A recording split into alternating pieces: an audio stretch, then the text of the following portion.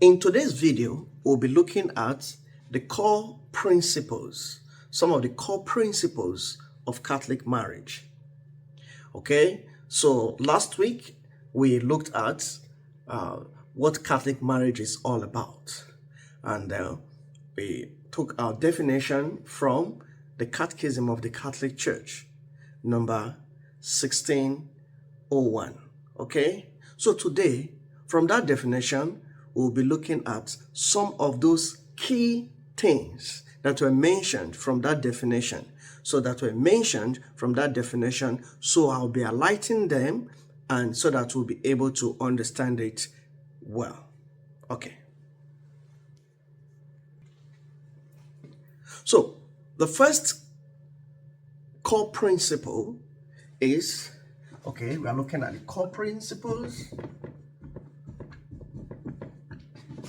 of Catholic marriage or marriage.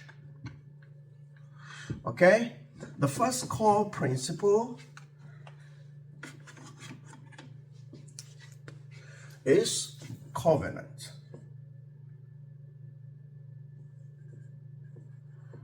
Covenant, okay, and sacrament. All right.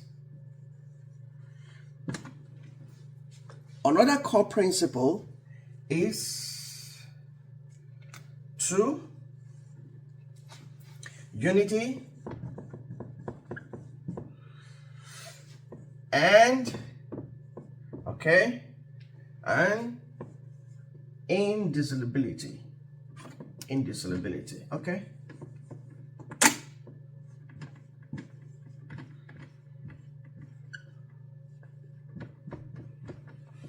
Indissolubility, okay.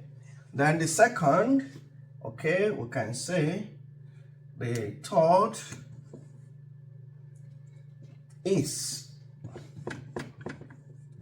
this natural law, so we'll explain. Then the fourth is the purpose or end of marriage.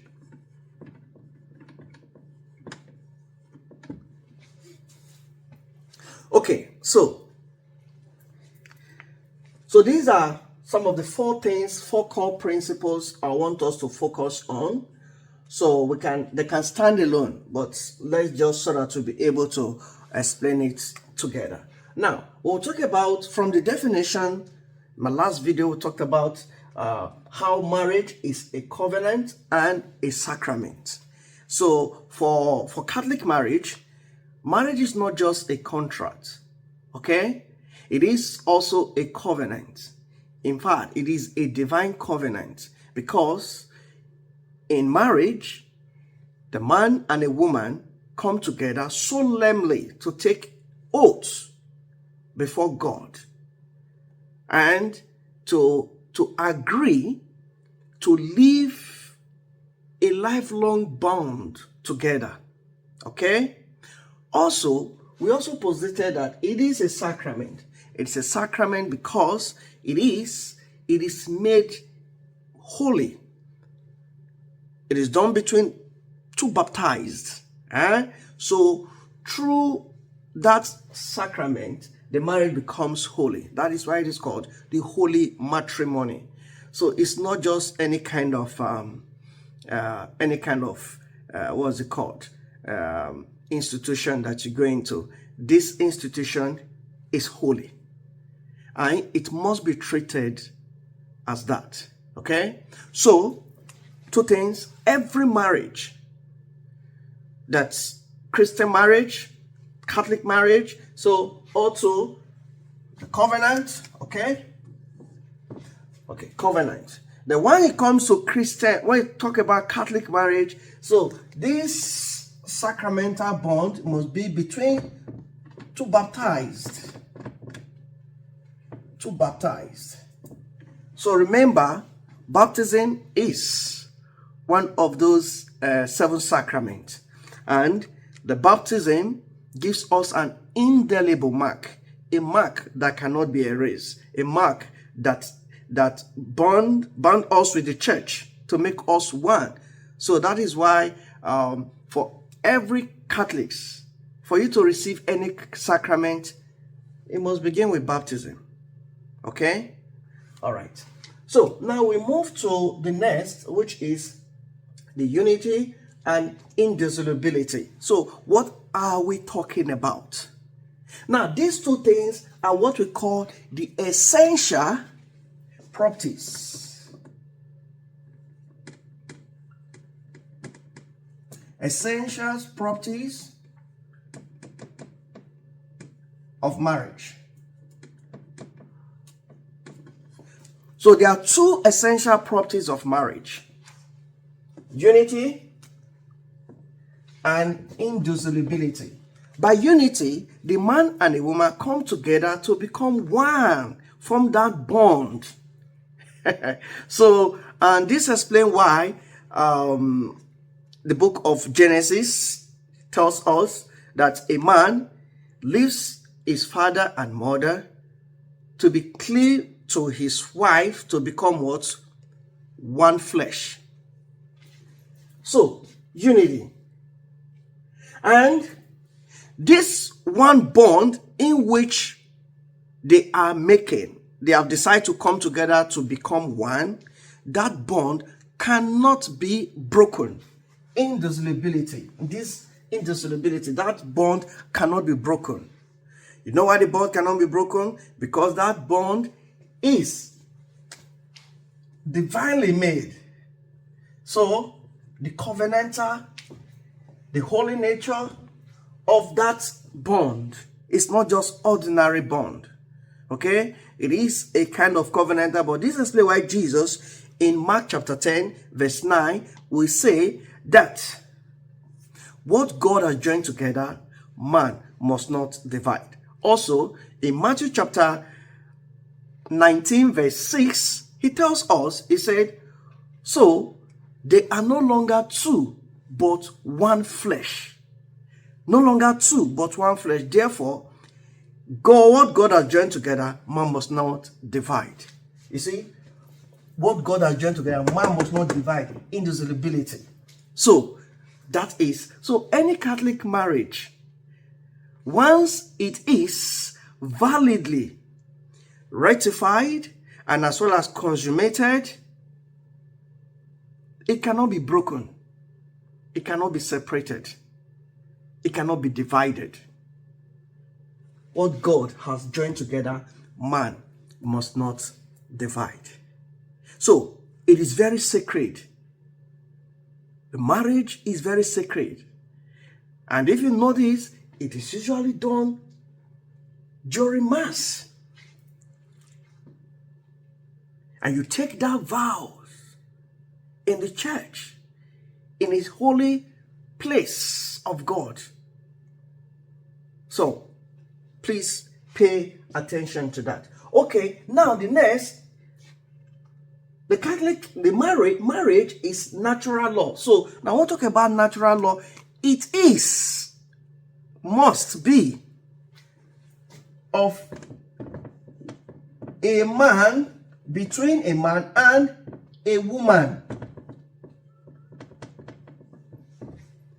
A man and a woman, naturally. When God created Adam, he realized that Adam needed a companion. So while Adam was asleep, God took one of the rib from his side and formed woman. So immediately Adam saw the woman, he exclaimed, at last, this is the bone of my bone and the flesh of my flesh. Beautiful. So, and take note that the whole idea of this natural, it must be a natural endowment, because it is only a man and a woman that will be able to procreate, to continue God's creation. So marriage is not between a man and a man, a woman and a woman. It is between a man and a woman.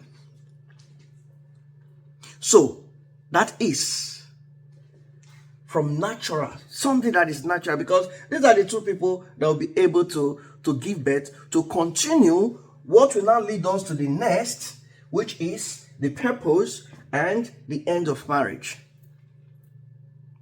And there are three ends of marriage. The first is the good of the spouses. Secondly, for procreation. And thirdly, for education or upbringing of the children.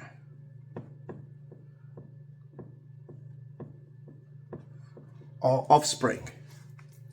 So, marriage, the end of marriage is for couples, husband and wife, to be able to help themselves, to seek the good of one another. These are two individuals coming together to live together. See, listen, it is not going to be easy because they are all coming from different background, different home bringing, different culture, different education background, different exposure.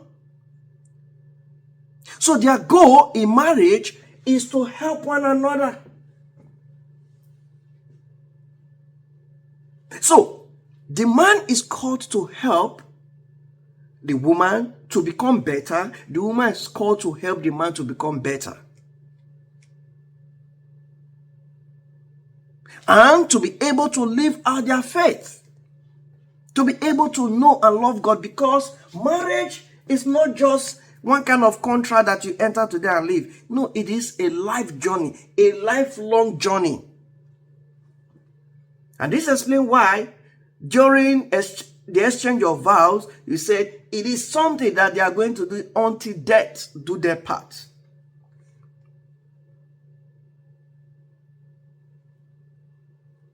I don't want this video to be long, so I'm conscious of it. So I'm going to treat some of these things in the next videos. But now we'll talk about the procreation of children. You see, the other goal of marriage is to procreate, to continue God's creation. So before you decide to say you want to enter marriage, you must agree that certainly you are going to bear fruit. You are going to give birth. If you enter into marriage with the intention of not giving birth, there's already a problem. The intention, we'll also talk about that in the next video. The intention. What is your intention? If the intention is not for this purpose, then the next, education and upbringing of your children. Now, I want to talk about education and upbringing. It's not just sending them to school alone. You also meant, as the parents, to encourage them about their spiritual life, their spiritual upbringing. Teach them about God. Teach them how to pray. Their moral life, some moral principles they need to learn. And that is why the church believes that the home is the domestic church, whereby children first encounter God. It is from the home, from the parents, that children start hearing about God, about let us pray. So, any home, any marriage that is operating outside God, you see, you're operating outside God, as in, I'm trying to understand. You cannot, if you want to understand married life, you must understand it in the light, within the context of God who instituted it and who created woman out of man for them to be companions, to live together. So marriage, just as to summarize, marriage is a covenantal and sacramental bond. Marriage unites couples together to become one. And this marriage, because of the bond, cannot be broken. You can't break it. And marriage must be between a man and a woman. And the end of marriage, the purpose, the end of marriage should be able to, for the good of one another. So, if you want to marry, if the intention is not to help one another, or you just say, oh, because others are marrying, you want to marry, their intention is wrong already. Because the society said everybody should marry, so you want to marry. No. What is your intention? Are you willing to help your husband in marriage? Are you willing to help your wife in marriage? If you are not willing, that means it's not for you. Don't go in. Procreation. Are you willing to procreate, to continue God's creation? And finally, to educate, to bring up your children in the way, knowledge, and love of God.